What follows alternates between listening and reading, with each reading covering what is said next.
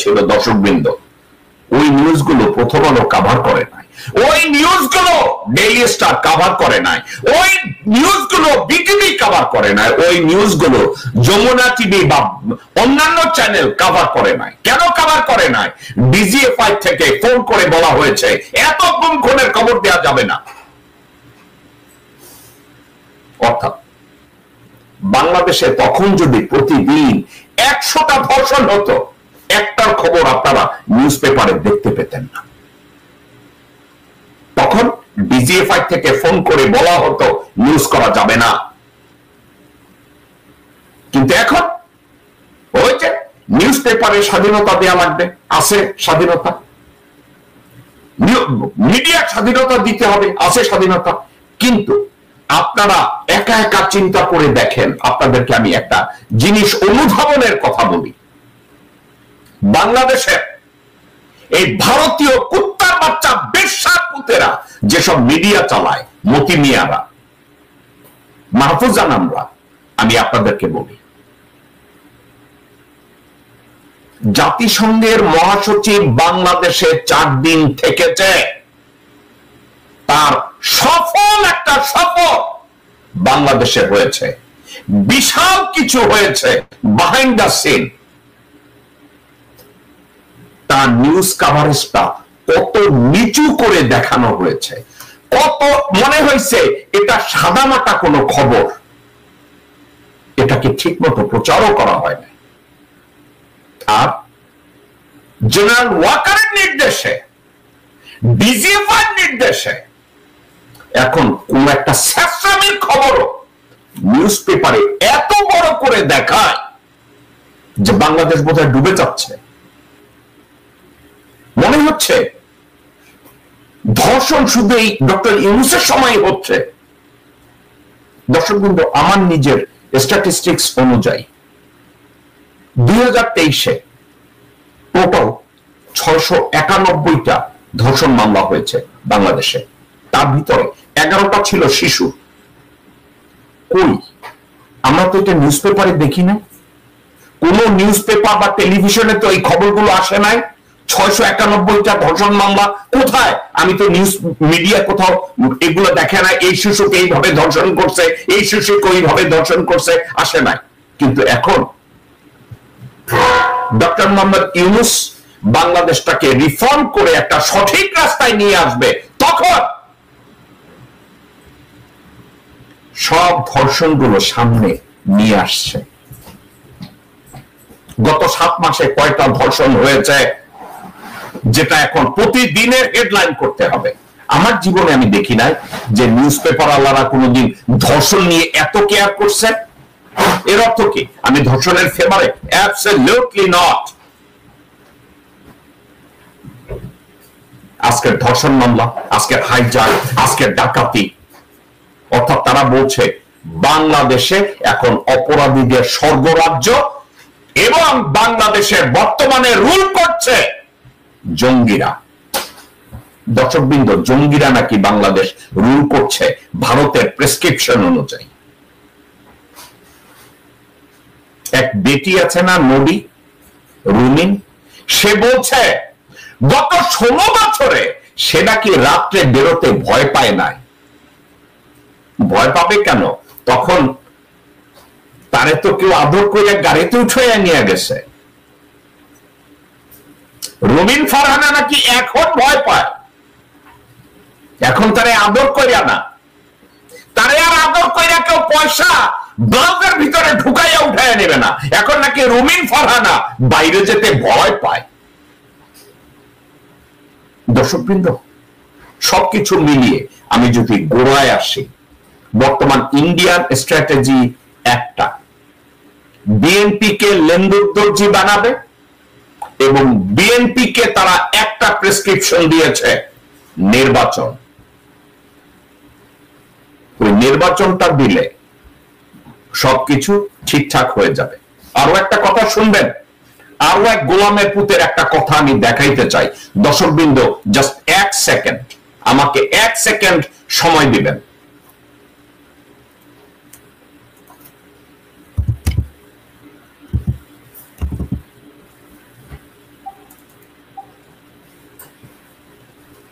গোলাম। এই গোলাম বলছে, আপনারা একটু পড়ে দেখেন, we will not easily accept reforms made by them. Them মানে who? আব্বাস।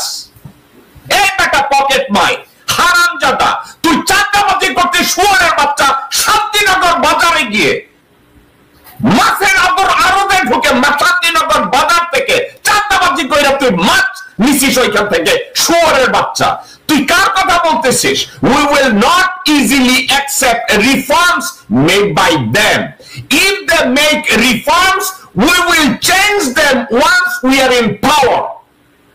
দর্শকবৃন্দ, এই কুত্তার বাচ্চা বলছে তারা যদি কোনো রিফর্ম আনে আমরা এটাকে কখনোই অ্যাকসেপ্ট করব না, যদি তারা করে আমরা ক্ষমতায় আসার সাথে সাথে ওটা বাতিল করব। এই কুত্তার বাচ্চা বলছে।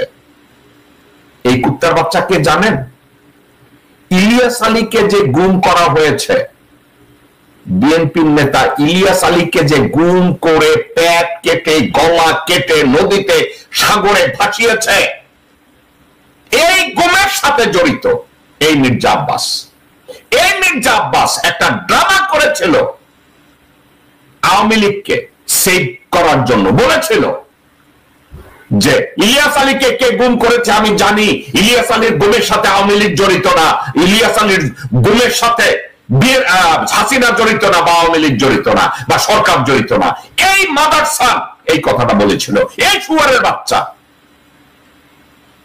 এই শুয়ারের বাচ্চা এখন বলে যে তারা we will not easily accept reforms by them. এই them কে? আব্বাস। এই হারামজাদা, দেমটা কে? হারামজাদা, তুই ইলিয়াস আলীর গুমের সাথে জড়িত কুত্তার বাচ্চা। আব্বাস, তুই তোর বউকে আর লোকজনকে বেগম জিয়ার পাশে রাখিয়েছিস খবর আদান প্রদান করার জন্য। কুত্তার বাচ্চা, তুই হাসিনার কাছে গিয়ে খবর দিয়েছিস, তুই রয় হয়ে কাজ করেছিস। ইন্ডিয়ান হাই কমিশনে প্রণয় ভার্মার সাথে কুত্তার বাচ্চা একের পর এক তুই মিটিং করেছিস,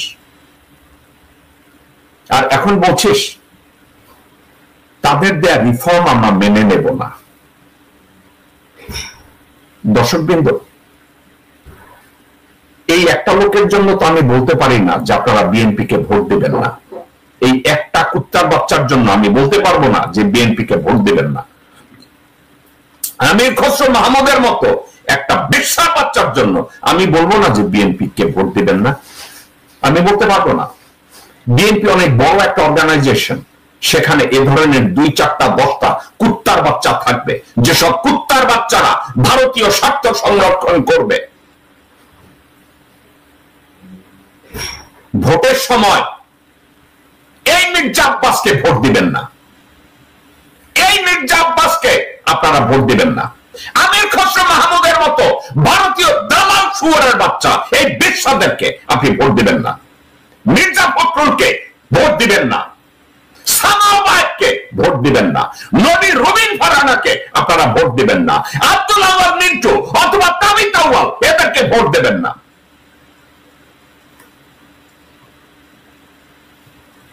এরা ভারতীয় দালাল, এরা ভারতীয় কুত্তার বাচ্চা।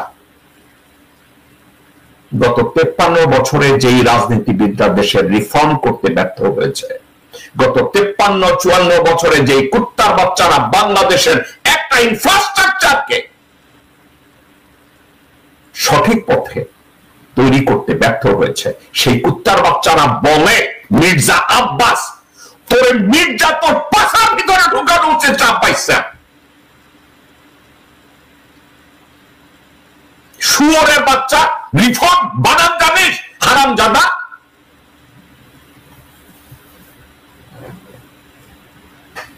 তুই আর তোর ভাই ফালু একত্র হয়ে বিএনপিটাকে ক্যান্সার বানায় দিছিস। তোর মতো কুত্তা বাচ্চারা বিএনপির ক্যান্সার, মির্জা ফখরুলের মতো লোকজনরা বিএনপির ক্যান্সার।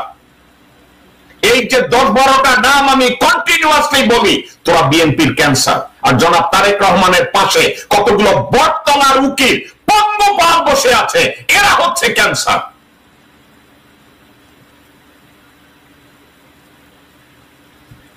জনাব তারেক রহমানের একটা বক্তব্য আমি আপনাদের সামনে দেই এবং এটার উপরে আমি একটু কথা বলতে চাই।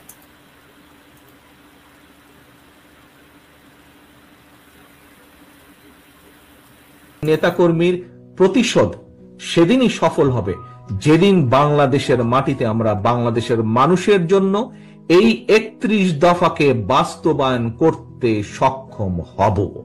একমাত্র সেদিনই যারা বাংলাদেশকে দাবিয়ে রাখতে চায় তাদের বিরুদ্ধে আমাদের প্রতিশোধ সফল হবে।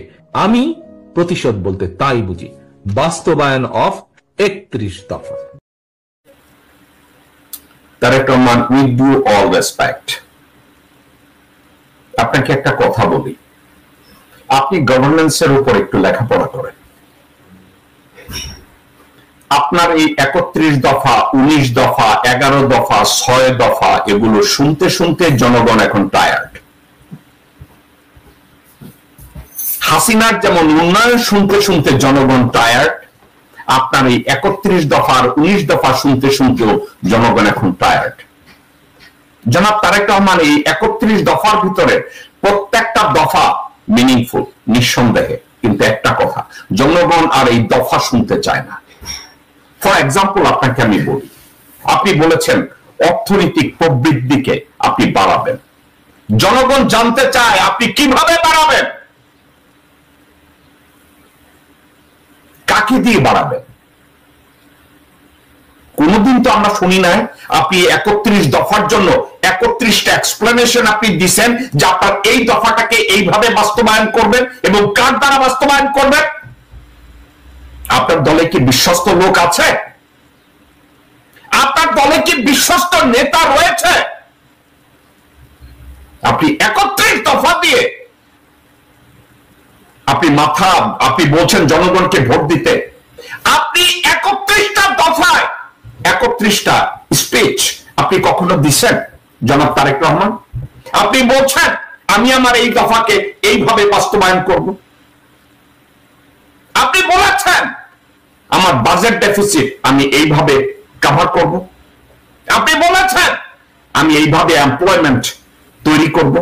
আপনি বলেছেন কোথাও আমার পররাষ্ট্র নীতি এইভাবে আমি ডেভেলপ করব। আপনি কোথাও বলেছেন আমার বাণিজ্য নীতি আমি এইভাবে ডেভেলপ করব। আপনি বলেছেন আমার ইন্ডাস্ট্রিয়াল রেভলিউশন আমি এইভাবে তৈরি করব। একবারও বলেন না জনাব তারেক রহমান। আপনি কোথাকার এই বুলশিট 31 দফা নিয়ে আপনি সামনে এসেছেন? কাকে দিয়ে আপনি এগুলো করাবেন? আপনার পাশে কতগুলো বছর বৈশা আছে, এগুলোকে দিয়া? মির্জা ফখরুলকে দিয়া? মির্জা আব্বাসকে দিয়া?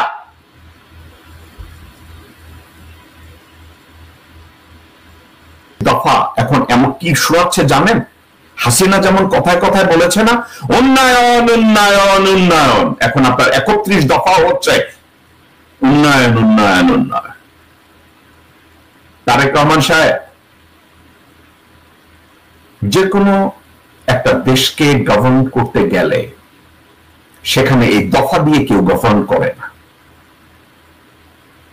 31টা এজেন্ডা যদি আপনার থাকে, প্রত্যেকটা এজেন্ডার উপরে আপনার একটা বিশদ থিওরি লাগবে, থিসিস লাগবে, একটা পলিসি গাইডলাইন লাগবে এবং এক্সিকিউশন লাগবে। এটা কি আপনার আছে? কোথাও তৈরি করেছেন জনাব তারেক রহমান? আপনাকে অনেক ইজ্জত করি আমি, আপনার দলকেও আমি ইজ্জত করি, আপনার বাবাকে আমি ভালোবাসি, কিন্তু সেটা আপনার বাবাকে আমি ভালোবাসি কারণ বাংলাদেশের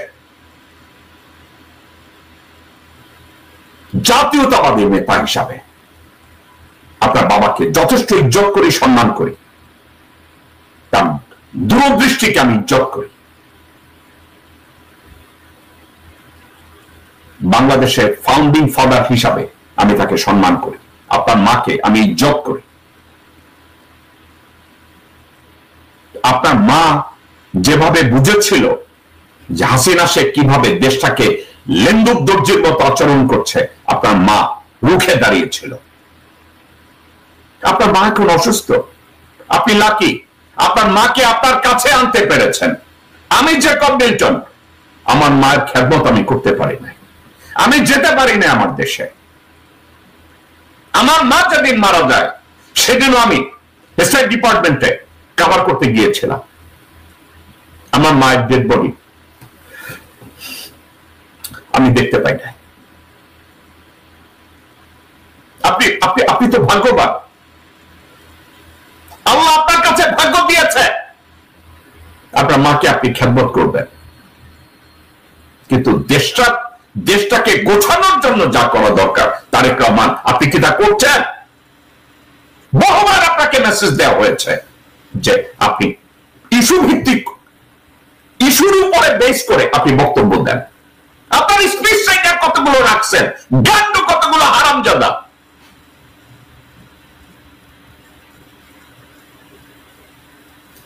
হাসিনা কতগুলো চাকর বাকর হাসিনাকে যেমন ডুবিয়েছে, আপনার সেক্রেটারি সানি এখনো ব্রাহ্মণবাড়িয়ায় জমি দখল করে, ব্রাহ্মণবাড়িয়ার জমি দখল করে আপনার নামে বিল্ডিং উঠায়, বিএনপির হেডকোয়ার্টার তৈরি করে, ওখানে নমিনেশন সেল করে আপনার সেক্রেটারি, আর আপনি 31 দফা নিয়ে কথা বলেন। তারেক রহমান সাহেব, এই 31 দফা নিয়ে ফার্দার কথা বলার আগে আপনাকে আমি অ্যাডভাইস করব, এই 31 দফা প্রত্যেকটা দফাকে ইভালুয়েট করার জন্য আপনার 31 জন নেতাকে লেখাপড়া না জানা কতগুলো গান্ডুদের কেনা, মির্জা ফখরুল কেনা, রুহুল কবির রিজভী কেনা, মির্জা আব্বাস কেনা, আমানুল্লাহ আমান কেনা, রুমিন ফারহানা নবী কেনা, সামা ওবায়েদ কেনা, আমির খসরু মাহমুদ কেনা, ইকবাল হোসেন টুকু কেনা, সালাউদ্দিন কেনা, এইসব কুত্তার বাচ্চা কাউ কেনা। 31 জনকে নির্ধারণ করুন, লেখাপড়া জানা দূরদৃষ্টি সম্পন্ন এক একজনকে এই 31টা থিসিস, থিওরি, এক্সিকিউশন এগুলো নিয়ে তাদেরকে লিখতে বলেন, আপনার কাছে খসড়া দিতে বলেন, তারপরে এগুলোকে কম্পাইল করেন, এরপরে ভালো একজন স্পিচ রাইটারকে বলেন 31টা দফার উপরে আপনাকে যেন সামারাইজ করে এক একটা বক্তব্য তৈরি করে দেয়। আল্লাহর ওয়াস্তে ওই বক্তব্যটা সহজ সরল ভাবে জনগণের সামনে প্রকাশ করে। আল্লাহর ওয়াস্তে এই কার্টুনের মতো দেখানো বুলানো এ ধরনের স্পিচ দিয়েন না, এগুলো লজ্জাস্কর।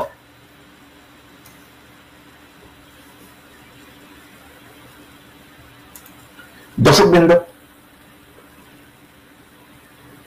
আর একটা কুত্তার বাচ্চা আছে, একে থামানো যায় না, একে থামানো যায় না, এ বিকলাঙ্গ, একে যত মিডিয়াতে আনবে বিএনপিকে তত নিচে নামানো হবে। শুনেন এই কুত্তার বাচ্চার কথা শুনেন। আমরা তো ভারতীয়,